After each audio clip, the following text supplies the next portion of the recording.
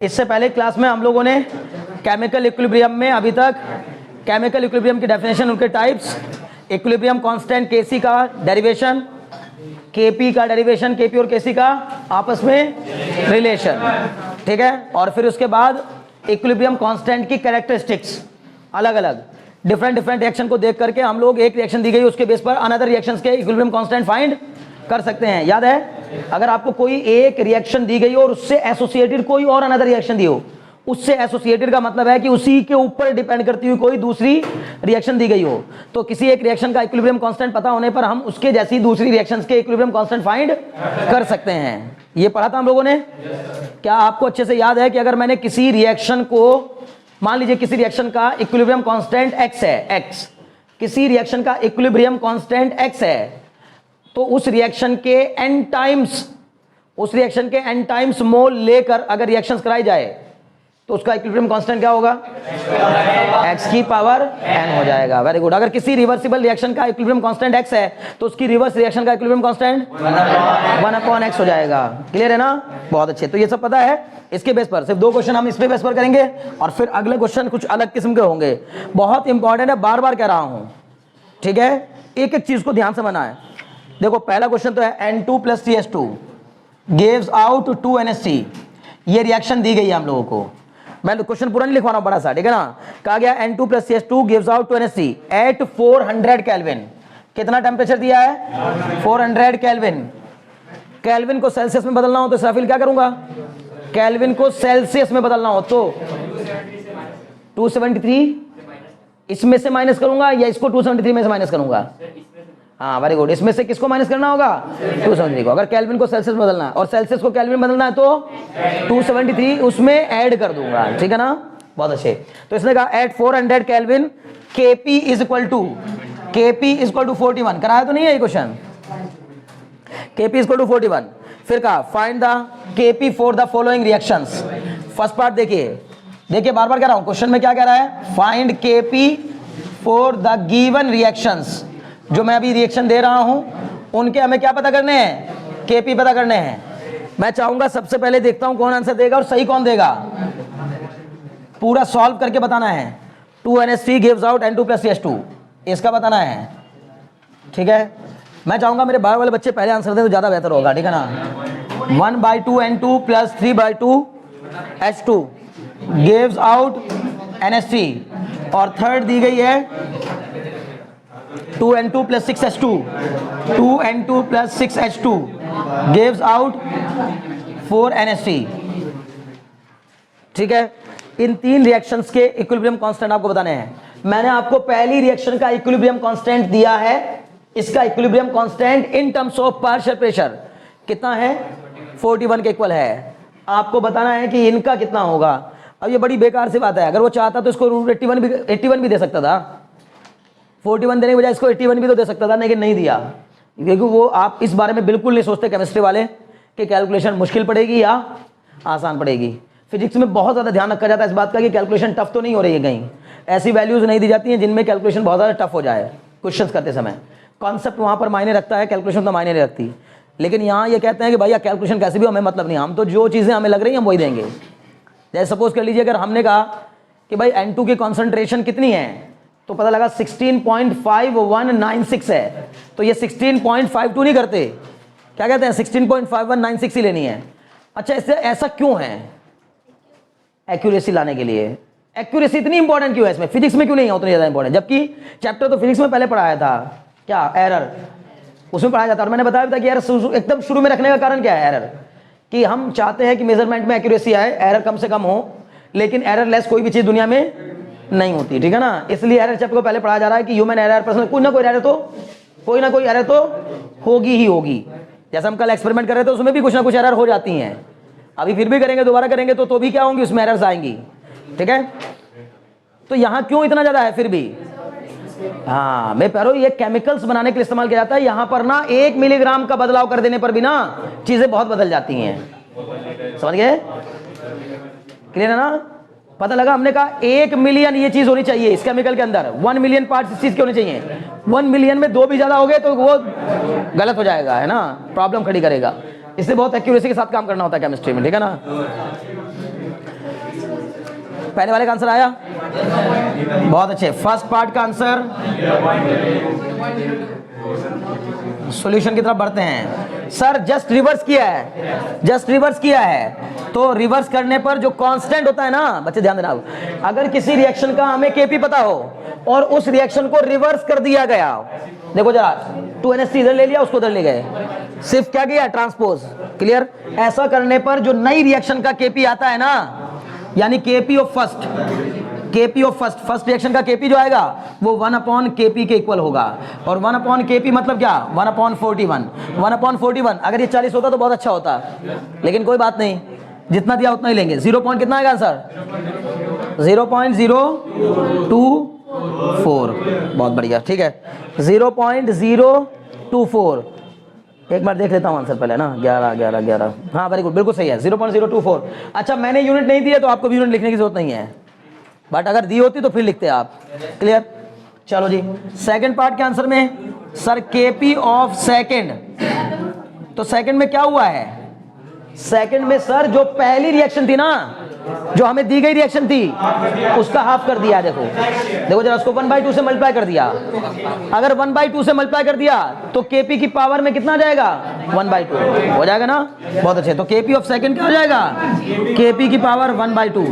Answer आ जाएगा sir 41 की power 1/2, मतलब √41। क्लियर? √41 की वैल्यू कौन बताएगा? वेरी गुड, 6.4 आ रहा है इसका, 6.4। क्लियर? चलो 6.4 आ रहा है उसका, है ना, अब आपका जो भी आ रहा हो। चलो जी बहुत बढ़िया। थर्ड पार्ट का आंसर भी यहीं कर लेते हैं, क्या करना है? Third part, KP of third. Sir हाँ संस्कृति बताएगी, देखो बताओ, थर्ड वाले का बताओ क्या करेंगे? तेरा थर्ड वाला, थर्ड, हाँ 2 से मल्टीप्लाई किया गया है, पहली रिएक्शन में 2 से मल्टीप्लाई किया गया है, इसलिए केपी के ऊपर पावर 2 हो जाएगी। यही तो होगा। अगर आपने किसी रिएक्शन में 2 से मल्टीप्लाई किया तो इसका मतलब सर क्या हो जाएगा?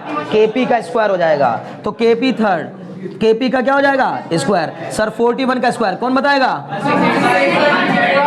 1681 1681। बहुत अच्छे, बोलो कोई डाउट रहा क्या? नहीं, हो गया काम, ठीक है ना। जल्दी जल्दी क्या करो, है ना संस्कृति, जल्दी जल्दी क्या करो काम, ठीक है। चलो दूसरा क्वेश्चन देखेंगे। संकेत ये भी नोट कर लेना है, ठीक, उसके बाद दूसरा करना, ठीक है। देखो इसने कहा है, please concentrate mind, the equilibrium constant for the reaction 2SO2 plus O2 gives out 2SO3। इसका Kc दिया है कितना? 256। Kc इक्वल टू कितना? 256 एट कितने टेम्परेचर पर? 100 केल्विन, 1000 केल्विन पर। आपको बताना है find Kc for the reaction. Kc for the reaction, कौन सी रिएक्शन के लिए? चलिए लिख रहा हूं, Kc for the reaction SO3 gives out SO2 plus half of O2। इसका बताना है, बताइए जल्दी से, देर मत लगाओ। हिमांशु बताए, देखो उसका आंसर है ना। हिमांशु जल्दी करो बच्चे, है ना। सोच कर बताओ क्या किया गया है? डिवाइड किया गया है किससे? बस देख लो, फिर ऐसे बोलो ना, पूरा बोलो, ध्यान लगाओ बच्चे, ध्यान लगाओ। और कहो सर रिएक्शन को उल्टा करके उसको हाफ से मल्टीप्लाई कर दिया गया है। अंकित ध्यान लगाओ मेरे प्यारे, ध्यान लगाओ।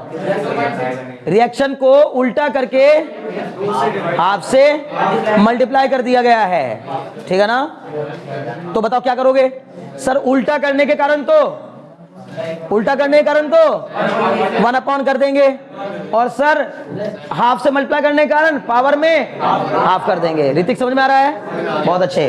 तो बस हो गया, सॉल्यूशन भी हो गया सीधे। हम कहेंगे सर Kc डैश कितने के इक्वल होगा? आर्या बताओ ना क्या किया गया है?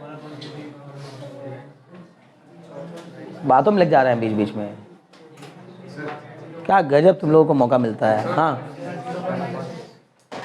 क्या किया गया है? बस देखकर ये बताओ क्या किया गया। साक्षी क्या किया गया है? जो रिएक्शन दिया उसके बेस पर नीचे वाली देख के बताओ क्या किया गया है। 1/2 से मल्टीप्लाई, 1/2 से मल्टीप्लाई डायरेक्ट। हाँ, पहले रिवर्स किया, पहले रिएक्शन को रिवर्स किया, फिर 1/2 से मल्टीप्लाई कर दिया, या ये भी कह सकते हैं 1/2 से मल्टीप्लाई करके रिवर्स कर दिया, बात एक ही है। क्लियर? तो अब रिवर्स के कारण तो हो गया सर 1/kc हो गया, और 1/2 से मल्टीप्लाई करने के कारण, जिससे मल्टीप्लाई करते हैं वो पावर में चला गया, सही हो गया 1/2। अब बताओ kc डैश कितना हो जाएगा 1/kc, kc कितना है 256 की पावर। शिवम शिवम तुम भी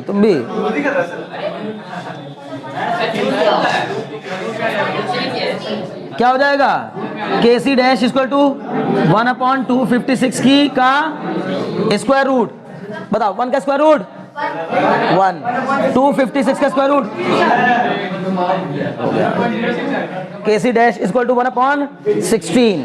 आंसर बताओ पूरा 0.06 सही है। 15 देखना, हाँ वेरी गुड। इसका आंसर आ रहा है, देखना जरा ऐसा कुछ आ रहा है क्या 6.25 इंटू 10 की पावर -2 मेरा वाला है, इसलिए मेरा वाला फंडा अपनाया है। बताओ मेरा वाला कौन सा, मतलब मैं क्या कहता हूं हमेशा कि जब आपको जब भी लगे कि ऊपर छोटा टर्म है नीचे बड़ा टर्म है, आप पहले उसको जीरो वाले नंबर से मल्टीप्लाई करा के बड़ा कर लो, जिससे मल्टीप्लाई करो उसको नीचे डिवाइड कर दो। तो एक काम करो 100 से ऊपर मल्टीप्लाई 100 से डिवाइड, तो 100 से मल्टीप्लाई डिवाइड करने के बाद जो 100 ऊपर था 16 से 16 को 100 को डिवाइड किया तो यही आएगा 6.25, और जो नीचे 100 था उसको ऊपर ले जाके 10 की पावर -2 लिख दिया। बहुत बेहतर तरीका होता है ये, मतलब आसान भी पड़ता है, ज्यादा दिमाग भी नहीं लगाना पड़ता, ठीक है ना। कि पहले आप एक काम कर लो 1 के आगे 0 लगा के जितना मन करे बढ़ा दो, ऊपर वाले को कभी भी छोटा मत छोड़ो। डिवाइड करते समय कोशिश किया करो कि न्यूमरेटर बड़ा बना लो और डिनोमिनेटर को छोटा रखो, क्योंकि डिवाइड करना थोड़ा आसान पड़ता है, उससे होने को कोई बड़ी बात नहीं है। 16 से 1 को भी डिवाइड किया जा सकता है 0.00 लगा करके, ठीक है ना। लेकिन वो क्यों करेंगे हम सब, जब हमारे पास एक बेहतर तरीका है कि 100 से मल्टीप्लाई कर लो 100 से डिवाइड कर लो, जिस 100 से मल्टीप्लाई किया उसको 16 से डिवाइड किया, बढ़िया सा आंसर आ गया। समझ गए? चलिए आगे बढ़ते हैं, ठीक है ना। बस इतना काफी हुआ, ठीक है ना।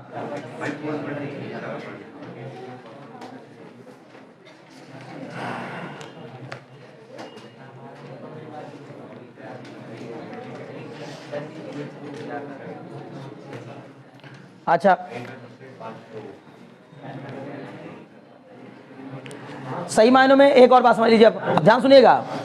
अगर कभी कभी किसी रिएक्शन में आपको रिएक्शन का इक्विलिब्रियम कांस्टेंट भी दे रखा हो, बहुत ध्यान सुनिएगा, इक्विलिब्रियम कांस्टेंट भी दे रखा हो, और इक्विलिब्रियम के समय पर या किसी एक पर्टिकुलर समय के किसी एक पर्टिकुलर टाइम के रिएक्टेंट और प्रोडक्ट की कॉन्सेंट्रेशन दे रखी हो, इक्विलिब्रियम के समय की ना दे रखी हो, है ना। आपको क्या दी गई हो, किसी भी समय की।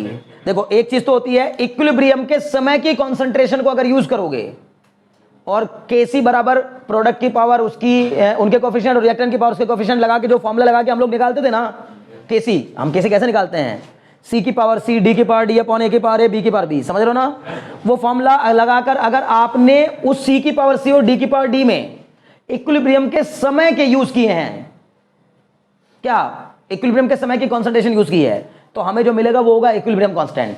लेकिन अगर किसी एक पर्टिकुलर समय की कभी भी अचानक, मतलब जरूरी नहीं कि इक्विलिब्रियम पहुंचने पर ही चेक कर रहे हो, इक्विलिब्रियम से पहले या इक्विलिब्रियम के बाद कुछ भी ऐसी कंडीशंस लगा करके आपको उसने कहा एक जनरल टाइम, किसी एक पर्टिकुलर टाइम के किसी एक पर्टिकुलर टाइम का कॉन्सेंट्रेशन ये है, सारे सबका दे दिया, ए का भी, बी का भी, सी का भी, डी का भी, सबका। मतलब जैसे मान लीजिए इसकी भी कॉन्सेंट्रेशन, इसकी भी कॉन्सेंट्रेशन, इसकी भी कॉन्सेंट्रेशन आपको दे दी एट ए पर्टिकुलर टाइम, और साथ ही साथ Kc भी दे दिया, और आपसे पूछा बताओ रिएक्शन फॉरवर्ड प्रोसीड कर रही होगी या बैकवर्ड प्रोसीड कर रही होगी या इक्विलिब्रियम मेंटेन हो गया होगा, तो इसके लिए क्या करोगे।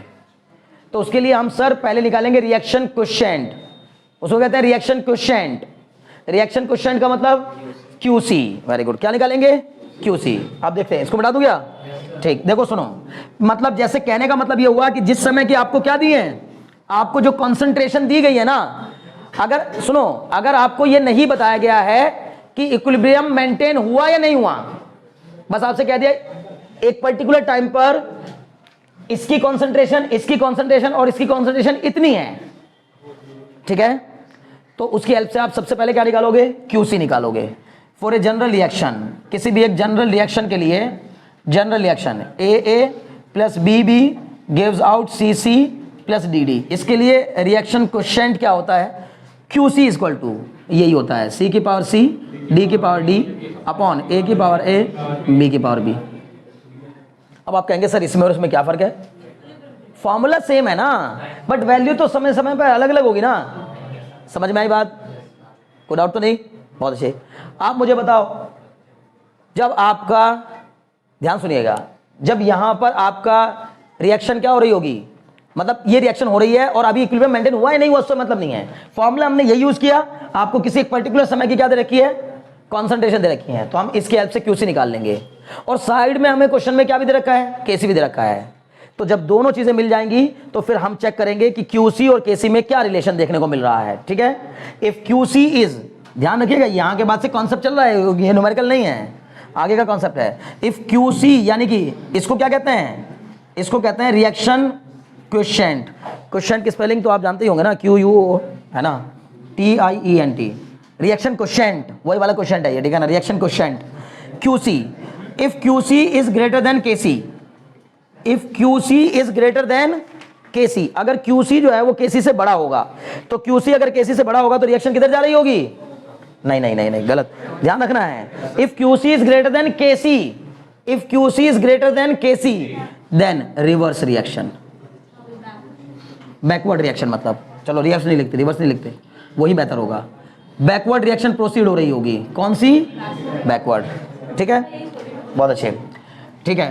तुम किस बेस पे कह रहे हो कि बैकवर्ड होगी, वो मैं सोच रही थी कि उस टाइम अगर A नीचे वाला डिनोमिनेटर बड़ा होगा, हाँ, तो डिवाइड करेंगे तो वैल्यू छोटी आएगी, हाँ, लेकिन अगर ये छोटा होगा तो वैल्यू बड़ी आएगी। सिंपल। अच्छा छोड़ो सारी बातें, एक बात बताओ सोचकर, अगर रिएक्टेंट का अमाउंट ज्यादा होगा, रिएक्टेंट का अमाउंट जितना चाहिए इक्विलिब्रियम के समय पर उससे ज्यादा होगा, तो रिएक्शन किधर प्रोसीड कर रही होगी, फॉरवर्ड डायरेक्शन में, ये तो सबको समझ में आ जाता है। और अगर सर प्रोडक्ट का पता लगा, किसी ने क्या किया, रिएक्टेंट आपने जितना लिया था वो लेके आप तो रिएक्शन करा के छोड़ के चले गए, कोई व्यक्ति आया उसने आके प्रोडक्ट मिला दिया और उसमें, ठीक है, प्रोडक्ट और मिला दिया, तो रिएक्शन किधर चली जाएगी, बैकवर्ड डायरेक्शन में। क्लियर है इतनी बात। अगर रिएक्टेंट की कॉन्सेंट्रेशन ज्यादा होगी तो रिएक्शन प्रोसीड करेगी फॉरवर्ड डायरेक्शन में, अगर प्रोडक्ट की कॉन्सेंट्रेशन ज्यादा होगी इक्विलिब्रियम के समय से तो रिएक्शन प्रोसीड करेगी बैकवर्ड डायरेक्शन में। और अगर दोनों की इक्विलिब्रियम के समय वाली ही कॉन्सेंट्रेशन होगी, जो इक्विलिब्रियम के समय पर मेंटेन हो जानी चाहिए, जितनी कॉन्सेंट्रेशन, इक्विलिब्रियम के समय की कॉन्सेंट्रेशन फिक्स हो जाती है ना, इक्विलिब्रियम के समय पर रिएक्टेंट और प्रोडक्ट की कॉन्सेंट्रेशन फिक्स होती है। इक्विलिब्रियम से पहले कॉन्सेंट्रेशन ऑफ रिएक्टेंट लगातार घटती जाती है और कॉन्सेंट्रेशन ऑफ प्रोडक्ट बढ़ती जाती है। क्लियर। और अगर कभी कभी ऐसा हो रहा हो कि बैकवर्ड रिएक्शन हो रही है, बैकवर्ड हो रही है, फॉरवर्ड से ज्यादा तेजी से बैकवर्ड हो रही है, तो समझो कि कोई ना कोई कारण ऐसा रहा होगा कि बैकवर्ड प्रोडक्ट जो है वो बढ़ गया होगा। जैसे कभी कभी ऐसा हो सकता है कि जैसे मान लीजिए यही रिएक्शन है, कैसी है, एक्सोथर्मिक रिएक्शन, इसमें ऑलरेडी हीट निकल रही है, वो हीट जो निकल रही है वही प्रोसीड कराती है बैकवर्ड रिएक्शन को। पता है ना आपको, ये बात मैंने कई बार बता ली, क्योंकि अमोनिया के थर्मल डिकम्पोजिशन से नाइट्रोजन और हाइड्रोजन बनता है, तो जो इसमें हीट प्रोड्यूस हुई उसी ने तोड़कर अमोनिया को क्या बना दिया, नाइट्रोजन हाइड्रोजन।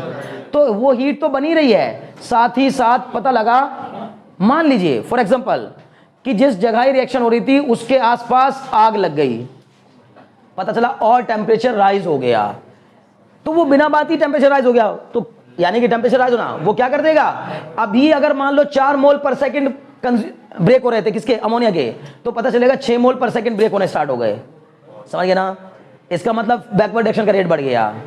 क्लियर हुआ, बहुत अच्छे, समझ में आ रहा है, ठीक। तो अभी यहां पे देख के चलना, if QC is greater than KC तो रिएक्शन कौन सी होगी, बैकवर्ड रिएक्शन, ठीक है ना। दूसरा, if QC is greater than KC, sorry if QC is less than KC तो कैसी रिएक्शन होगी, फॉरवर्ड रिएक्शन, फॉरवर्ड रिएक्शन, ठीक है ना। और if QC is equal to KC then equilibrium, क्या हो जाएगा, इक्विलिब्रियम मेंटेन हो जाएगा। इसको जल्दी से नोट डाउन करिए, वापस से याद करेंगे, एक बात भूलेंगे नहीं, एक बात वापस याद करेंगे, जब भी हम कुछ पढ़ते हैं हम उसके साथ साथ उसके जैसा कुछ और याद करते हैं।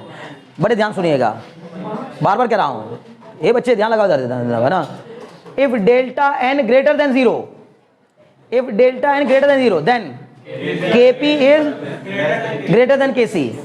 मैं कह रहा हूं इसी के जैसा है ना वो भी, if delta n is greater than 0 Kp is greater than Kc, if delta n is less than 0 Kp is less than Kc. If delta n is equal to 0, Kp is equal to Kc. Clear? वापस फिर याद करेंगे और back जाएंगे. If delta n is greater than 0, then delta h and delta u. Delta h and delta u में relation बताइए. If delta n greater than 0, तो delta h और डेल्टा u में रिलेशन बताइए. जो ये बताएगा तब तो मेरी नजर में अच्छा स्टूडेंट बनेगा. ये तो अभी चल रहा है. हाँ very good. Delta h is greater than delta u. Relation क्या है? भूल रहे हो क्या? Delta u plus delta N G R D.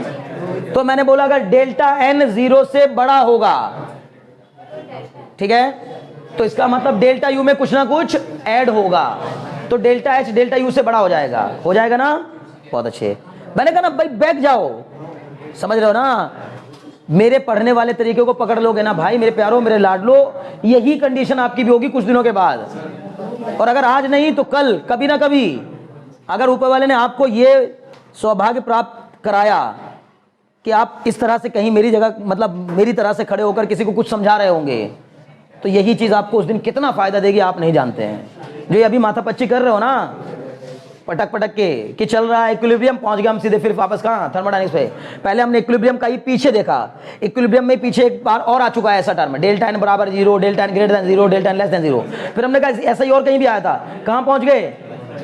एक थर्मोडायनेमिक्स में. थर्मोडायनेमिक्स में सर अगर डेल्टा एन बड़ा होगा 0 से, है ना पीयूष, है ना, अगर डेल्टा एन बड़ा होगा 0 से तो डेल्टा एच बड़ा होगा डेल्टा यू से. अगर डेल्टा एन छोटा होगा 0 से तो डेल्टा एच छोटा होगा डेल्टा यू से.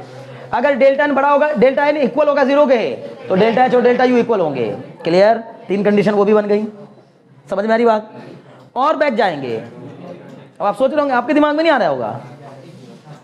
तुम मैं खाली ये कह दूं, इसी से कोरिलेट करती हुई बैक मार के चीजें जाओ. मैंने थर्मो इक्विलिब्रियम में रहते हुए एक जंप मारा पीछे, तो पहुंच गए कहां? डेल्टा केपी और केसी के रिलेशन में. एक जंप पीछे मारा तो कहां पहुंच गए? डेल्टा डेल्टा यू के रिलेशन में. एक जंप और पीछे मारेंगे पहुंच जाएंगे केमिकल बॉन्डिंग में. और केमिकल बॉन्डिंग में if N B greater than N A, then the atom will be, molecule will B.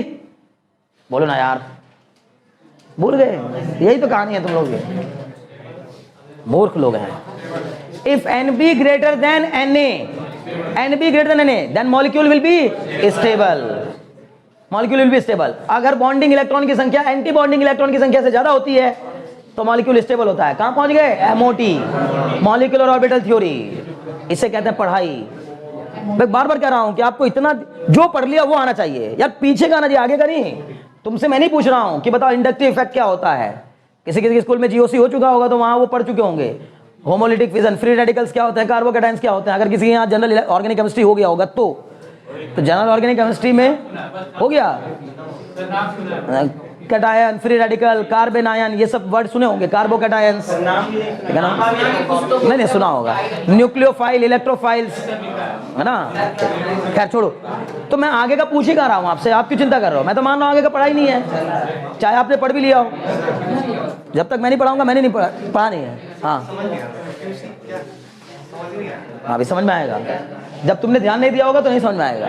अभी दोबारा समझाऊंगा. सुनो अब, N B greater than N A, तो molecule will be stable. N B is equal to N A, unstable. N B less than N A, unstable. 2 case में unstable था और 1 case में स्टेबल. भूलना नहीं है. Very good. ये revision हो रहा है भाई, अभी पेपर होने वाला है ना. तुम भी भूली बैठी हो. तो सोचना चाहिए ना कि एनबी क्या होता है. मेरे स्टूडेंट हो तो जानना चाहिए. ठीक है. खैर इधर सुनो. अभी पहले तो 3 कंडीशंस देख लो आप लोग. अगर QC बड़ा होगा KC से तो reaction will proceed in reverse direction और backward direction. If QC is less than KC then reaction proceed in forward direction. Clear है? बहुत अच्छे. अभी सुनो. अच्छा एक बार सुनो मेरी बात. ये कह रहे सर ये समझ नहीं आ रहा QC क्या है. भाई मैं कह रहा हूं किसी भी समय का रिएक्शन क्वोशिएंट है ये. जब हम कोई रिवर्सिबल रिएक्शन कराते हैं तो मैंने बताया था आपको शुरुआती दौर में फॉरवर्ड रिएक्शन का रेट नहीं बता. कहां खोए हो? मैंने बताया था जब कोई केमिकल रिएक्शन कराते हैं जो कि रिवर्सिबल होती है तो शुरुआती दौर में फॉरवर्ड रिएक्शन का रेट ज्यादा होता है, बैकवर्ड रिएक्शन का रेट कम होता है।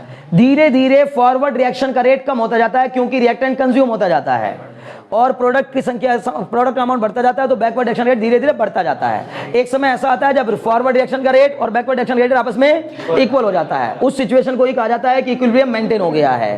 क्लियर? तो बच्चे अभी इक्विलिब्रियम अगर मेंटेन ना हुआ हो और आपसे किसी समय का, ऐसे जनरली किसी भी टाइम का रिएक्शन होते समय किसी भी एक पर्टिकुलर टाइम पर आपसे पूछा, बताओ जाकर रिएक्शन किधर प्रोसीड कर रही है। हमने जो अभी लैब में केमिकल रिएक्शन करा रहे हैं हम लोग, वो रिएक्शन किस ओर प्रोसीड कर रही है, फॉरवर्ड जा रही है या बैकवर्ड जा रही है, या इक्विलिब्रियम मेंटेन हो गया है। तो आप जाकर पता करोगे पहले कि अभी के इस समय के रिएक्टेंट का कॉन्सेंट्रेशन कितना है उस कंटेनर के अंदर और प्रोडक्ट का कॉन्सेंट्रेशन कितना है। समझ गए? उनको मेजर कर लेने के बाद फिर हम क्या निकालेंगे, QC निकालेंगे। इसको कहते हैं QC। उस समय की कॉन्सेंट्रेशन को यूज करके इस फॉर्मूले में हम जो निकालते हैं वो रिएक्शन क्वोशिएंट आता है। अभी पता नहीं कि वो इक्विलिब्रियम कांस्टेंट है कि नहीं है। क्लियर? तो रिएक्शन क्वोशिएंट निकाल लिया। अगर ये रिएक्शन क्वोशिएंट, अब आपको कहा कि ये, अच्छा, हर एक रिएक्शन का किसी एक पर्टिकुलर टेम्परेचर पर जो इक्विलिब्रियम कांस्टेंट होता है वो फिक्स होता है। जैसे यही अमोनिया वाली रिएक्शन है, तो मान लो कि ये सही रिएक्शन, अभी जो इसने दी जानकारी हमें, मान लो ये रियल जानकारी है, सही जानकारी है, तो इसका मतलब ये है कि एक 400 केल्विन पर इतना केपी होता है इसका हमेशा, ठीक है ना, हमेशा होगा फिर वो। क्लियर? तो हमें केसी ऑलरेडी किसी भी रिएक्शन का पता होता है, केसी या केपी हमें किसी भी रिएक्शन का पहले से पता होता है। तो QC हमें निकालना होता है मेनली सही मायनों में, और QC निकालकर पता करते हैं कि रिएक्शन किधर प्रोसीड कर रही है। अगर QC केसी के इक्वल आ जाए तो इक्विलिब्रियम सर मेंटेन हो रखा है। रिएक्शन हो रही होगी लेकिन सर नतीजा कुछ भी नहीं निकलेगा, मतलब ना तो रिएक्टेंट का घट रहा होगा, ना प्रोडक्ट बढ़ रहा होगा, ना प्रोडक्ट घट रहा होगा, मतलब कुछ नहीं हो रहा होगा। जितना अमाउंट आपने अभी चेक किया, आधे घंटे बाद जाके फिर चेक करना, अगर इक्विलिब्रियम मेंटेन हो रखा होगा उतना ही मिलेगा। लेकिन अगर इक्विलिब्रियम मेंटेन नहीं था, रिएक्शन फॉरवर्ड डायरेक्शन प्रोसीड कर रही थी, तो कुछ देर बाद जाके देखोगे तो केस क्या हो जाएगा, मतलब रिएक्टेंट का अमाउंट कम हो जाएगा, प्रोडक्ट का बढ़ जाएगा। आपने मान लो अभी चेक किया और रिएक्शन फॉरवर्ड प्रोसीड कर रही है, तो कुछ देर बाद जाकर क्या होगा, क्योंकि अभी फॉरवर्ड अगर प्रोसीड कर रही है तो इसका मतलब रिएक्टेंट अभी कंज्यूम होना बाकी है। जितना कंज्यूम होना चाहिए था उतना कंज्यूम होना बाकी है अभी कुछ। समझ गए? पक्का? अभी क्वेश्चन करेंगे तो समझ में आएगा। लिखिए न्यूमेरिकल, ठीक है ना।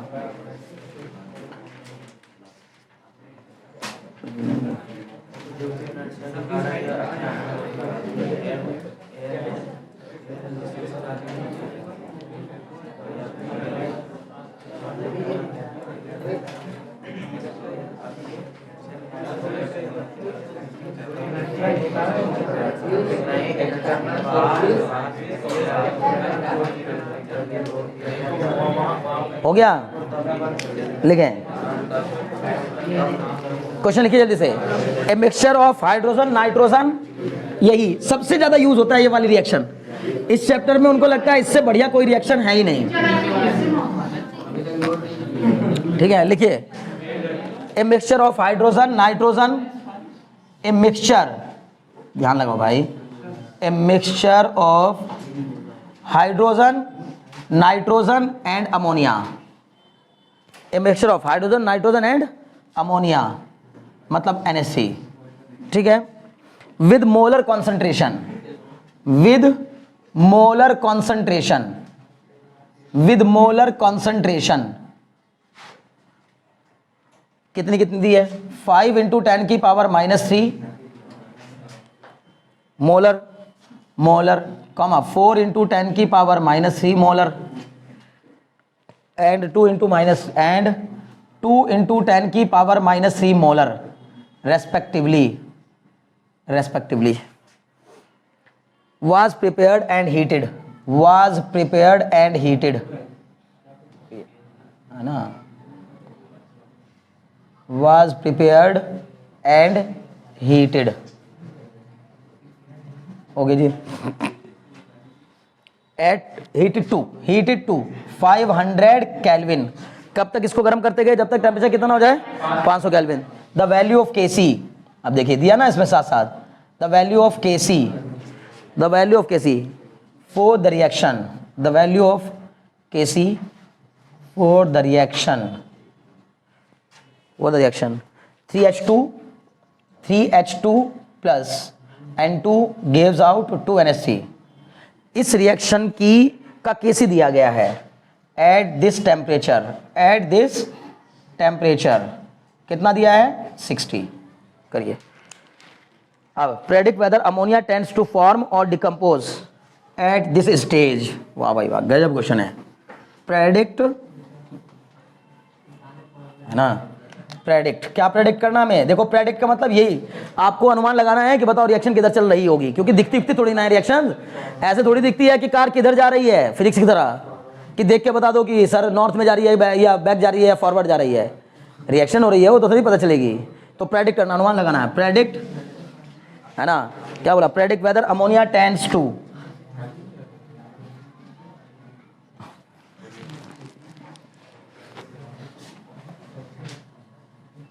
whether ammonia tends to form or decompose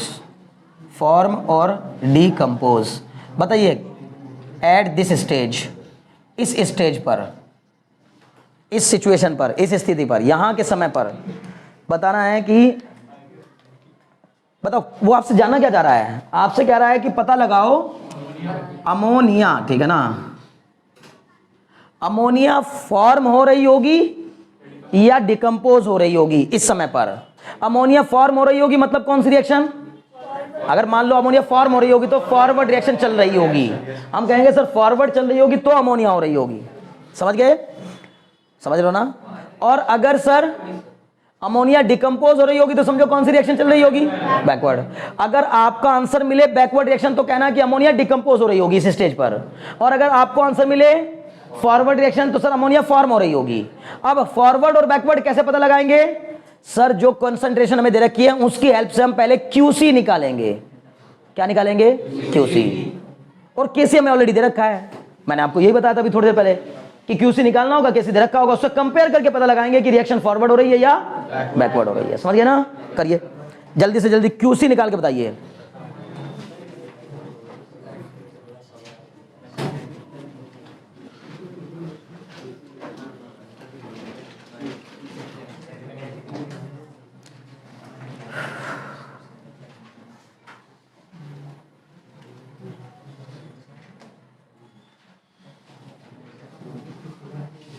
देखिए क्यूसी क्या हो जाएगा? क्यूसी हो जाएगा सर NH3 का होल स्क्वायर। बच्चे क्या करते हैं देखो, है ना साक्षी, प्रोडक्ट ऊपर रिएक्टेंट नीचे, इसमें प्रोडक्ट कौन है? अमोनिया। तो NH3 का होल स्क्वायर अपॉन H2 की पावर 3 इंटू N2 की पावर 1। ठीक है, बहुत अच्छे। वैल्यू रख दो जल्दी जल्दी। बताओ क्यूसी की वैल्यू कितनी? NH3 कितना दिया है? NH3 देखना ध्यान से, NH3 कितना दिया है? 2 इंटू 10 की पावर -3, 2 इंटू 10 की पावर -3 का होल स्क्वायर अपॉन H2 कितना दिया है? 5 इंटू 10 की पावर -3 की पावर 3। H2 कितना दिया? N2 कितना? N2 4 इंटू 10 की पावर -3। सॉल्व करिए जल्दी से, बताइए क्यूसी कितना आया? ये हो जाएगा सर 2 का स्क्वायर 4, 2 का स्क्वायर 4 इंटू 10 की पावर -6, 2 5 का क्यूब सर 125 इंटू में 10 की पावर -9। पावर के ऊपर पावर हो तो उसका आपस में मल्टीप्लाई हो जाता है ना। फिर इंटू में कितना? जबरदस्ती यस सर मत करो अब, है ना। बहुत मजा आता है तुम्हें, क्या कहूँ मैं, लगातार मजे ले रहे हो, है ना। बस पढ़ाई करने के बाद सब कुछ कर रहे हो, ना करो ऐसा। अब समझो 4 इंटू 10 की पावर -6। बताओ 125 इंटू 4 क्या? अच्छा मुझे लगा कुछ उसमें गलती हो चुकी है, नहीं ना। कितना आया? 500 इंटू 10 की पावर -12। इसको ऊपर ले जाओ, 4 अपॉन 500 इंटू 10 की पावर -6 और +12, ये हो जाएगा सर 400 अपॉन 500। या फिर एक काम कर लेते हैं, 4000 अपॉन 500 इंटू 10 की पावर +6 अपॉन में बताओ कितना लिख दूं? पक्का 10 की पावर 3 लिख दूं? क्यों लिख दिया सर? 1000 से मल्टीप्लाई कर लिया और 1000 से डिवाइड कर दिया। जिस 1000 से डिवाइड किया उसकी पावर कटा के कितना लिख दिया? 10 की पावर 3। क्लियर? और सर ये 2 0 से 2 0 के 5 8 40, 8 इंटू 10 की पावर कितना आया? 8000। ये गजब भाई। कितना आ गया? 8000 आ गया, 8000। यूनिट क्या आएगी? लीटर पर मोल का स्क्वायर। बोलो आएगी कि नहीं आएगी? नहीं आएगी? यही तो आएगी ना। ये बनेगा मोल पर लीटर स्क्वायर और नीचे मिलेगा मोल पर लीटर की पावर 4, तो कट के क्या आएगा? लीटर पर मोल का स्क्वायर। समझ गए? पक्का? अभी आप मुझे बताओ, ये QC आया, KC कितना दिया क्वेश्चन में? 60। यार बहुत बड़ा है ये तो, QC तो KC से बहुत बड़ा है। QC is greater than KC। क्या हो गया? QC is greater than KC। इसका मतलब reaction backward, reaction will go in, बोलिए, बैकवर्ड डायरेक्शन। Very good. हम बोलेंगे reaction will go in backward direction. और बैकवर्ड डायरेक्शन जाना मतलब, अब एक बात और सुनो, अगर मान लो तुम ये क्वेश्चन का आंसर लिख के आ गए और किसी टीचर को प्रॉब्लम होती है आपसे और उसने काट के 0 कर दिया, तो भी टेंशन नहीं लेना है, लड़ना नहीं उनके साथ। क्यों? क्योंकि सही है, गलत नहीं करा उन्होंने, क्योंकि उन्होंने ये पूछा ही नहीं है कि रिएक्शन बैकवर्ड हो रही है फॉरवर्ड हो रही है। वो तुमसे अपनी बात मनवा सकते हैं, कहेंगे मैंने पूछा था कि बैकवर्ड हो रही है फॉरवर्ड हो रही है, मैंने पूछा था कि अमोनिया फॉर्म हो रहा है या अमोनिया डिकम्पोज हो रहा है। तुमने अपने लिए निकाला, ठीक है, यहां तक निकाला, कई बार उस पर भी नंबर नहीं देंगे, बोलेंगे मैं मेरा आंसर नहीं मिला, मुझे जो चाहिए था वो मिला ही नहीं, तो मैं क्यों दूं नंबर। समझ रहा? ऐसे भी लोग होते हैं कुछ, जबकि इतनी मेहनत पर नंबर मिलते हैं, ऐसा नहीं है। तो बेहतर होगा कि आंसर लिखिए, जैसे पूछा गया वैसे ही आंसर दीजिए। तो क्या बनेगा बताओ? अमोनिया डिकम्पोज हो रही होगी, अमोनिया फॉर्म हो रही होगी? Very good. तो हम बोलेंगे sir ammonia will decompose, ammonia will decompose at this stage. इस स्टेज पर अमोनिया डिकम्पोज हो रही होगी, खत्म बात। समझ में आया? बहुत अच्छे, गजब के क्वेश्चन है भाई। अगला क्वेश्चन देखिए जल्दी से। क्वेश्चन तो नोट कर रखा होगा ना, मिटा दे रहा हूं। क्वेश्चन भी नहीं नोट किया? कर जल्दी। अच्छा ठीक है, लिखें। एट ए सर्टेन टेम्परेचर, बस बात ना करो अब। At a certain temperature and at a certain temperature. Question का नंबर आप अपने आप डाल लिया करो, ठीक है ना? कौन सा क्वेश्चन है ये पता नहीं। At a certain temperature and total pressure, temperature and total pressure, कितना लेना है टोटल प्रेशर वो भी देख लेते हैं। Total pressure 10 to the power 5 pascal, 10 to the power 5 pascal. Iodine vapour contain, iodine vapour contain 40% by volume, iodine vapour contain 40% by volume, 40% by volume of iodine atoms, of iodine atoms. अब ये question आपकी समझ से बहुत बाहर का है, लेकिन एनसीईआरटी क्वेश्चन है, काफी इंपॉर्टेंट है, ठीक है ना? I2 gives out 2I, ठीक है? Calculate Kp for the equilibrium, calculate Kp। Paper में आने के लिए तैयार बैठा है क्वेश्चन। हाँ ये रिएक्शन है, इक्विलिब्रियम, गैस टू गैस है, घबराइए मत, दोनों गैस हैं, ये भी गैस है और ये भी गैस है। बस इतना हुआ है, आयोडीन मॉलिक्यूलर फॉर्म से टूटकर एटॉमिक फॉर्म में कन्वर्ट हो गई है, ठीक है ना? क्लियर है? बहुत अच्छे। हाँ एटमाइजेशन हुआ है, बहुत अच्छे। चलो बताओ जल्दी से, ध्यान लगाओ। सबसे पहले क्वेश्चन को पढ़कर मुझे बताने की कोशिश करोगे आप में से कितने लोगों को क्वेश्चन समझ में आ रहा है। बहुत अच्छा क्वेश्चन है, मैंने कहा ना आपकी समझ के बाहर का क्वेश्चन है ये, ठीक है? लेकिन फिर भी देखता हूं कितना समझ में आया, कुछ तो आया ही होगा। पढ़कर कितना आइडिया लग रहा है आपको तो बता दो मुझे कम से कम, ठीक है? हाँ आयोडीन वेपर कंटेन है ना, CONTIN, iodine vapour contain iodine 40% by volume of iodine atoms. बताओ क्या मतलब समझ में आया? निखिल कुछ बताओगे? निखिल पता नहीं क्या कर रहा है आजकल, है ना?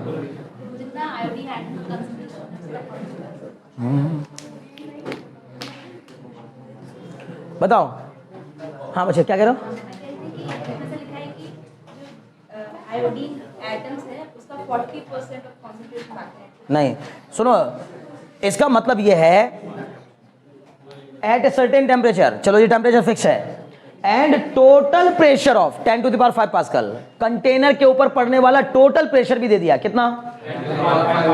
टोटल प्रेशर का मतलब दोनों से मिलने वाला प्रेशर, टोटल प्रेशर कितना? 10 की पावर 5 पास्कल। उसने कहा iodine vapour contain 40% by volume of iodine atoms, मतलब सही मायनों में कंटेनर में भरी हुई है क्या? आयोडीन वेपर, लेकिन उसका 40% हिस्सा किस फॉर्म में है? आयोडीन एटम्स की फॉर्म में है। क्या लिखा उसने? आयोडीन वेपर, मतलब वो कहना चाहता है मेनली प्रोडक्ट तो कौन है? सब मतलब कंटेनर के अंदर मेन सब्सटेंस कौन है? आयोडीन वेपर, I2 गैस, ये वाली I2 gas contain 40% by volume of iodine atom. इसका मतलब है कि 40% आयोडीन एटम है और 60% आयोडीन I2 के फॉर्म में है। क्लियर? और हमसे कहा है कि इसका Kp बताइए कितना होगा। तो सबसे पहली बात, टोटल प्रेशर, मैंने पहले बताया था आप लोगों को कि किसी एक कंटेनर की दीवारों पर या उसकी कॉर्क पर लगने वाला टोटल प्रेशर उस कंटेनर के अंदर भरी हुई गैसेस के इंडिविजुअल प्रेशर के सम के इक्वल होता है। बताया था क्या? और उस इंडिविजुअल प्रेशर को हम पार्शियल प्रेशर कहते हैं। याद आ रहा है? बहुत अच्छे, ठीक है। क्या बताया? बताओ क्या बताया? अरे शर्म आती कि नहीं आती है गधो? एक ही ग्रुप है पूरा, जब से लेके शुरू से एकदम बिल्कुल जब से क्लास चल रही है तब से इस ग्रुप ने एकदम नाक में दम करके रखा हुआ है, ठीक है। कभी उसको टोकना पड़ रहा है, कभी उसको टोकना पड़ रहा है, सब अपने में लगे हैं अपना मजे में, है ना। खैर छोड़ो, इतना टाइम नहीं है मेरे पास कि मैं अभी दिमाग खराब करूँ अपना। तो क्या बताया मैंने? सबसे पहली बात कि जब कोई हमने कंटेनर के अंदर आयोडीन वेपर भरी तो उस आयोडीन वेपर ने का कुछ हिस्सा रिवर्सिबल रिएक्शन के तहत किस फॉर्म में बदल गया? एटॉमिक फॉर्म में बदल गया। और पाया यह गया कि 40% उसमें एटॉमिक फॉर्म में पाया जाने वाला आयोडीन है और 60% मॉलिक्यूलर फॉर्म में पाया जाने वाला आयोडीन है। क्लियर है? और फिर मैंने कहा हमें कंटेनर का टोटल प्रेशर भी दे दिया। इसका मतलब दो अलग अलग चीजें हैं उसके अंदर, वो दोनों प्रेशर डाल रही हैं, कितना मिलाकर के? 10 टू द 5 पास्कल। तो आपसे पहली बात उसने पूछा Kp कितना होगा, what is the Kp for this reaction. तो सबसे पहली बात तो हम सर फॉर्मूला लिख देंगे Kp का। Kp इक्वल टू होता है sir P of product, product ऊपर रिएक्टेंट नीचे। Kp निकालना है तो प्रेशर के टर्म्स में, Kc निकालना है तो कॉन्सेंट्रेशन के टर्म्स में लिखवा चुका हूं ना। बहुत अच्छे, तो ये हो जाएगा P ऑफ I का होल स्क्वायर। बोलो बात समझ में आई कि नहीं? क्योंकि प्रोडक्ट की साइड में कौन है? 2I, I का कोफिशिएंट कितना है? 2, तो PI मतलब partial pressure of iodine atom, और उसका स्क्वायर किसके कारण? कोफिशिएंट के कारण। नीचे P ऑफ I2 केवल, समझ गए? क्योंकि उसका कोफिशिएंट कितना है? 1, तो उसको तो मल्टीप्लाई, उसको तो पावर करने की जरूरत नहीं है। हो गया? बहुत अच्छे, बस ये चाहिए मुझे। अब मुझे Kp निकालना तो मुझे ये चाहिए। क्वेश्चन में दे रखा है क्या? ये नहीं दे रखा है, तो यही निकालना मेन मकसद है। समझो, ये निकालना इंपॉर्टेंट नहीं है, इंपॉर्टेंट ये है। ये निकल जाएगा तो वो तो अपने आप आ जाएगा। अगर मैं तुम लोगों को ये बता दूं ये दोनों चीजें, तो आप बता नहीं दोगे डिवाइड करके, इसमें कौन सी बड़ी बात है। तो मेन मुद्दा है क्या पता करना? ये और ये पता करना। ये मतलब बार बार बोल रहा, ये मतलब partial pressure of iodine atom, समझ गए ना। जैसे मान लो कि ये आयोडीन एटम है और ये आयोडीन मॉलिक्यूल है, तो आयोडीन एटम और आयोडीन मॉलिक्यूल का पार्शियल प्रेशर, दोनों ये इंडिविजुअली कितना प्रेशर डाल रहे हैं और ये इंडिविजुअली कितना प्रेशर डाल रहे हैं, वो जानना जरूरी है। और पार्शियल प्रेशर कैसे पता चलता है? Partial pressure is directly proportional to mole fraction of any component of the mixture. किसी भी मिक्सचर के अंदर जो कंपोनेंट्स मौजूद होते हैं, उन कंपोनेंट्स के मोल फ्रैक्शन के डायरेक्टली प्रोपोर्शनल होता है। मतलब जितना हिस्सा उतना ही प्रेशर, बात खत्म। नहीं समझे? अरे भाई सिंपल सी बात है ना।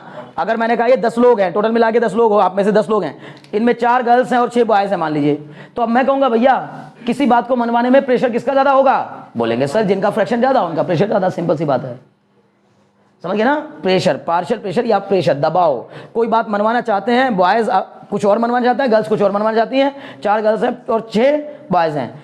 वो एक अलग बात है कि अगर हमने वुमेन्स फर्स्ट को फॉलो करते हुए उनको जिता दिया तो एक अलग कहानी है। लेकिन अगर मैथमेटिकल फंडा देखें तो कहता है कि भाई जिनकी क्वांटिटी ज्यादा, जिनका मोल फ्रैक्शन ज्यादा, उनका दबाव भी ज्यादा ही होगा। बोलो बात समझ में है कि नहीं? इसका मतलब अगर मैं आपसे पूछूं P ऑफ I2, तो सर I2 है कितनी उसमें? 60%। अगर I2 60% है तो उसका प्रेशर भी कितना पड़ेगा? 60%। सिंपल, बस इतना करना था। तो 60% ऑफ किसका?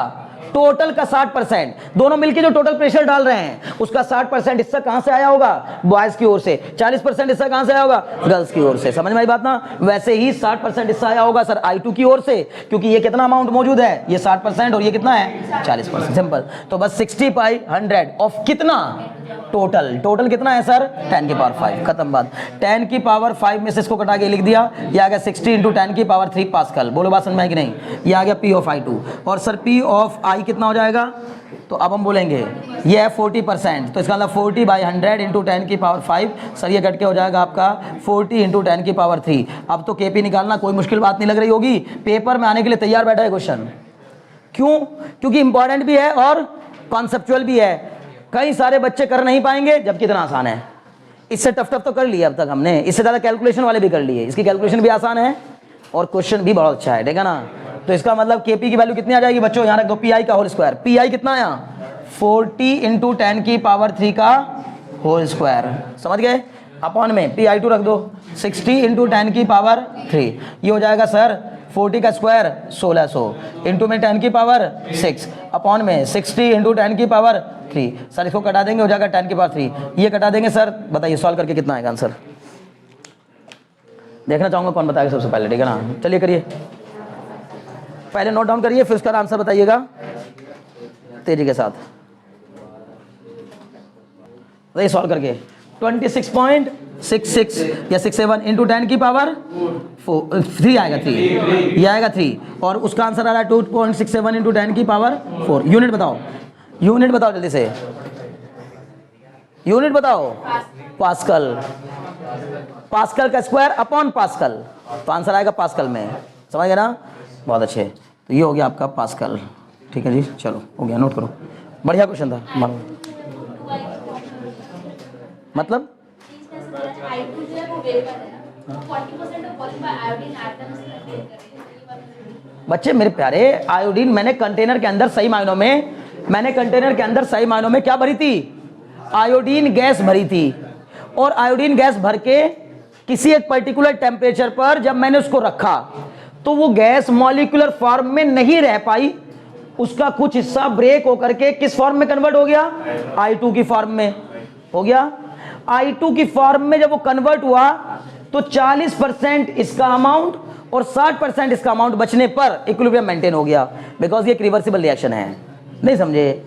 हमने कंटेनर के अंदर फिल कराई I2, केवल I2 क्या हो जाती है? डिकम्पोज हो जाती है। मतलब डिकम्पोज कह लो उसको, डिकम्पोज वर्ड वैसा नहीं होता, एटमाइज हो जाती है हाई प्रेशर और हाई टेम्परेचर पर। समझ में आ रही बात ना? तो अगर हमने, और प्रेशर बहुत हाई है, 10 की पावर 5 पास्कल, 1 atm के बराबर है ये, ठीक है ना? लगभग, ठीक। तो कहने का मतलब ये है, इतने प्रेशर पर आयोडीन वेपर जो होती है वो एटमाइज हो जाती है, और एटमाइज होकर के, आयोडीन वेपर के एटमाइज होकर के क्या बनते हैं? Iodine atom.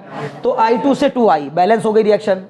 अब जब ये बनी तो शुरुआती दौर में आयोडीन वेपर का कंटेंट ज्यादा रहा होगा, इसका कंटेंट बिल्कुल जीरो रहा होगा, लेकिन जैसे रिएक्शन स्टार्ट हुई ये फॉर्म होना स्टार्ट हो गया, और ये बनता गया बनता गया बनता गया, जब तक ये 40% कंज्यूम नहीं हो गया और जब तक ये 40% बन नहीं गया तब तक रिएक्शन होती रही, और 40% इसका अमाउंट पहुंचते ही इक्विलिब्रियम मेंटेन हो गया। सर उसके बाद अब 60% इसमें कौन मिल रहा है हमें? उस कंटेनर के अंदर 60% तो पाया जा रहा है I2 की फॉर्म में आयोडीन, और 40% पाया जा रहा है I की फॉर्म में आयोडीन। है दोनों आयोडीन ही, लेकिन फॉर्म अलग अलग है, एक मॉलिक्यूलर फॉर्म है, एक एटॉमिक फॉर्म है। समझ गए? तो इस समय पर इक्विलिब्रियम मेंटेन हो गया। तो हमें एक और हमें कहा है कि इक्विलिब्रियम के समय का टोटल प्रेशर कितना है? Total pressure. अब टोटल प्रेशर दोनों कंट्रीब्यूट कर रहे होंगे, क्योंकि अब दोनों मौजूद हैं गैस के अंदर, मतलब कंटेनर के अंदर दोनों मौजूद हैं, तो अब दोनों ही तो प्रेशर डाल रहे होंगे। क्लियर? तो दोनों का टोटल प्रेशर कितना है? ये टोटल प्रेशर है ना दोनों का मिला के, मिक्सचर का। हमसे पूछा क्या है? इक्विलिब्रियम कांस्टेंट पूछा है, KP पूछा है ना। हमें क्या कहा? सिंपल, छोड़ो सारी बात, फिर समझो। इधर मैंने कहा, यहां ध्यान लगाओ, N2, O2 और NO2, ये तीन गैसेस कंटेनर में अभी मौजूद हैं। अब ये कहां से आ गई तीन गैसेस? हमने नाइट्रोजन और ऑक्सीजन लेकर के रिएक्ट कराना शुरू कर दिया। नाइट्रोजन ऑक्सीजन लेकर के हमने जब रिएक्ट कराया तो उससे NO2 फॉर्म होना स्टार्ट हो गया, ठीक है। लेकिन सर NO2 जैसे जैसे बढ़ता गया उसके डिकम्पोज होने के चांस बढ़ने शुरू हो गए, क्योंकि एक रिवर्सिबल रिएक्शन है। तो रिवर्सिबल रिएक्शन होने के कारण NO2 धीरे धीरे जैसे जैसे बढ़ता गया बढ़ता गया बढ़ता गया बढ़ता गया, एक समय के बाद क्या हुआ, जैसे ये बढ़ता गया तो शुरू में क्या कह रहा था, बार बार ये समझाता आ रहा हूं मैं तुम्हें। शुरू में ये होता है कि पता लगा इसके 4 मोल कंज्यूम हो रहे हैं और उसके उधर से सिर्फ 2 मोल टूट रहे हैं, तो इसका मतलब कंजम्पशन ज्यादा हो रहा है और एडिशन कम हो रहा है। मीनिंग क्या निकल के आता है इसका, मतलब सर फॉरवर्ड रिएक्शन का रेट ज्यादा है। बोलो बात समझ में आएगी नहीं? फिर क्या हुआ सर, ये जैसे जैसे घटता गया, अब जाहिर है जब ये 4 हर सेकंड ये 4 मोल इसके खर्च हो रहे हैं और बंद 2 ही मोल रहे हैं, भाई सिंपल वही हो गया ना, आमदनी अठन्नी खर्चा रुपया ना, नहीं समझे भाई? आमदनी हमारी अठन्नी की हो रही है और खर्चा हम रुपया कर देना तो कर्जा हो रहा होगा ना, सिंपल फंडा है, वैसे ही हो रहा है। तो ये लगातार हमारा लगातार क्या होता जा रहा है, रिएक्टेंट कंज्यूम होता जा रहा है। लेकिन धीरे धीरे धीरे धीरे धीरे धीरे क्या हुआ, इसका कंजम्पशन होने की वजह से ये तो घटता गया और ये अमाउंट धीरे धीरे बढ़ता गया, क्योंकि ये बनता 4 मोल है, टूटता सिर्फ 2 मोल है। क्लियर? एक समय ऐसा आएगा जहां पहुंचकर इसके टूटने का रेट, इसके टूटने का रेट या इसके कंज्यूम होने का रेट और इसके फॉर्म होने का रेट बराबर हो जाएगा।